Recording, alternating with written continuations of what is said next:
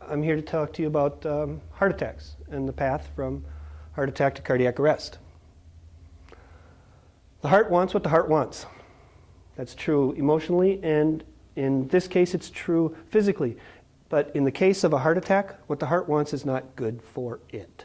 It's very bad for it, in fact. And so what we should do as EMTs is try to interrupt that progression.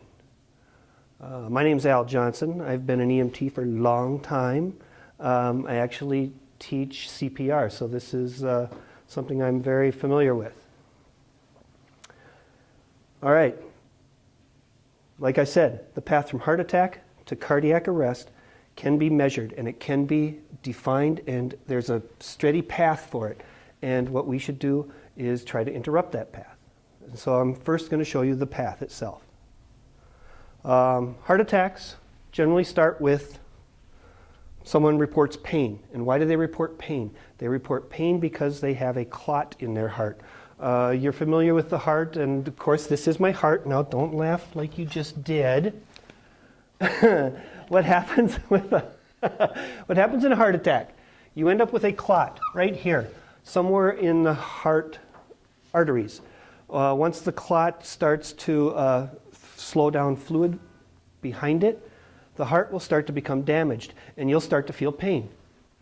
So here's damage happening to the heart, and someone will say, oh, it's starting to hurt here. It can progress. Someone ignores the pain. Sometimes people would like to deny the pain and say that it is, what do they like to say? It is indigestion, heartburn. And so they ignore this, and what will happen is the heart requesting what the heart needs. What's happening is the heart is not getting enough air here. It's missing O2. And as it gets worse and worse, the heart tries to correct by beating faster and faster. And as it beats faster and faster, it needs more and more oxygen. So it's a negative loop, which ends up with a person having real problems. The other thing that's going on with a heart attack has to do with something that's electrical.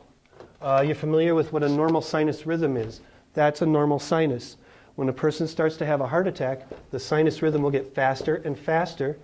The electrical current is coming down a pathway that runs this way. And what ends up happening is when the current hits the dead spot, right here, the current can't dissipate the way it's supposed to. And so in addition to the heart needing more and more oxygen, it's also getting more and more current across its surface. And it's the current that will actually put the person into arrest. What happens is this current doesn't dissipate, so where electricity should have gone away here, it ends up shooting in all directions. And a person ends up in what we think of as arrest. And you've heard the term fibrillation. That is what happens when the heart pushes itself to the upper limit of what it can do. So, that being the case, what do we do about that? Our response is that we need to interrupt that progression, and the way we do that is with a defibrillator. And honestly, that's going to be the next speech, the persuasive speech when I tell you that we should use this. Okay? All right. So like I said, the heart wants what the heart wants. The heart shouldn't get it in this case. We need to interrupt that.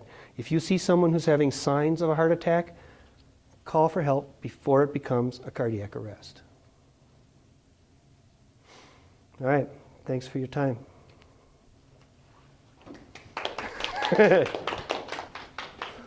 And of course, I got to back up my little camera again, okay? Everyone say hi. I have 1, 2, 3, 4, 5. Look at that. All right. Thank you.